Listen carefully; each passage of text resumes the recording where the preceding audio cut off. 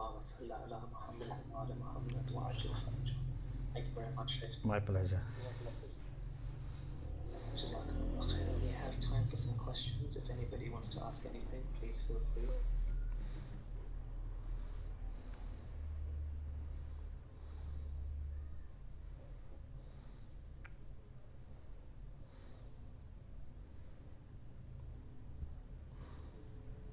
Regarding Dua Samat, would you say one of the good commentaries that we have is from Sayyid Ali Qadi, or are there many different Yes. ones we can repeat?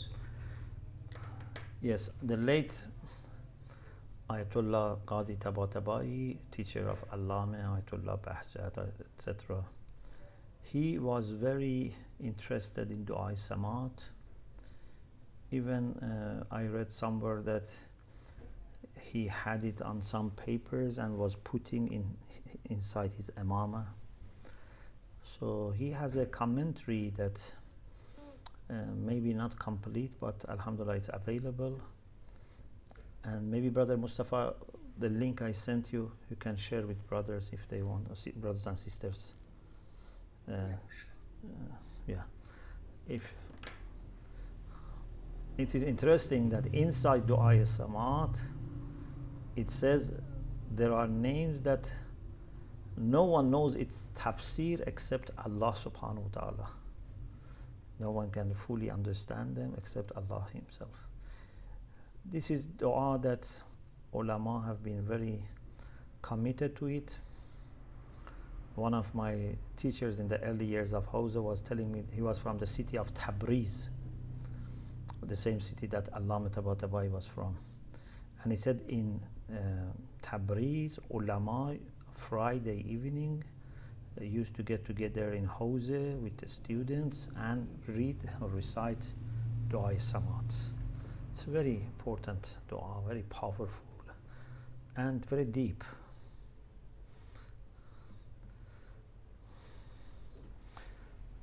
I think one of the last thing in my life that I would dare interpreting would be Dua Samat, if I do.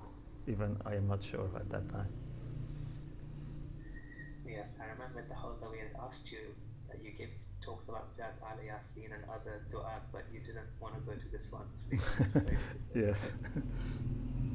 Okay, we have a question from Sister Kubra. She says, thank you, Sheikh. Is this interpretation of this related to how Allah teaches the names to Ādāb? Teaches?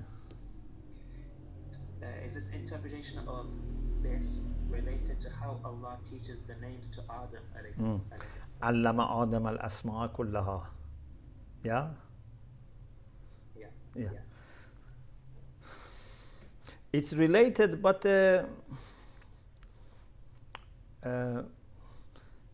it's not exactly the same thing, but yes, it's related. Yeah. So Allama Ādam al-asma'a kullaha means asma al-musammayat, means mostly those creatures. So these are, because one ism is ism jami', which from that one then other things come. So every creature is an ism. In the story of Adam alayhi salam, Allama Ādam al-asma kullaha, the focus is on every creature. So he was taught names of all the creatures. But here our focus is more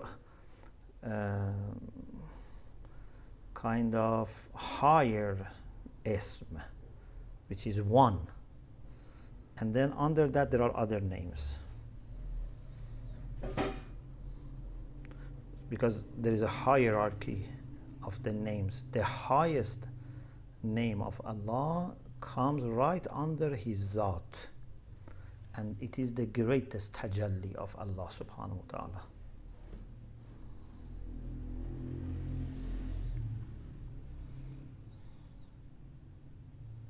Thank you, Sheikh. I think this is all the questions that we have for the time being. Yeah. Okay. You know, I wonder sometimes whether we should study this part or this kind of discussions from the book or not, because they are not necessary for our discussion about Ādāb al-Salāt, because they are very technical. But I think there is no harm, at least, you know, to familiarize ourselves to some extent with these discussions, but don't feel, that because you don't understand everything, or it's too difficult, then there is something wrong with you. No, because to understand these things, we should have courses on theoretical irfan, and then this becomes more understandable.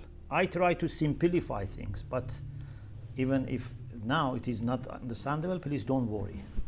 The main thing is see how you can benefit from this for your spiritual practice, how to be able to prioritize Allah subhanahu wa ta'ala over these things that at the best they are just manifestation, at the best they are just shadows of Allah subhanahu wa ta'ala. Imam Khomeini Rizwanullah ta'ala used to say that his teacher Ayatollah Shah Abadi, that he respects a lot, in especially in Chel Hadith, 40 Hadith, and sometimes even here. And he says, Ruhi lahul fida, may my soul be his ransom. So he says, Ayatollah Shah Abadi, when he had Dars Akhlaq, even Bazariyun, means the people, shopkeepers, etc., from Bazar of Qom, they were very religious people. They used to attend his Dars Akhlaq, and he was talking about these irfani issues. And some people said to Agha, this is too difficult for these people. These are, not talabe or ulama, these are Bazari. And he used to say with a sense of humor, Begzar in kufriyat ra beshenavand. He was saying that let them hear these kufriyat. So he was saying these mystical ideas, because some people do takfir of urafa. He was saying let them hear these words which look like kufr. So maybe his idea was this, that we should not too much hide these discussions from people, because then in the end they become too sensitive if they hear it. We have to somehow make it more common. This was his idea.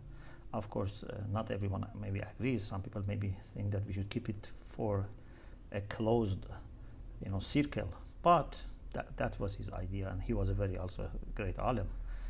So at least for us as talabe and seekers of knowledge, I think we should go through these things, and then if you are more interested, you can study more. If you are not more interested, at least you have heard something, as if that at least these things are available.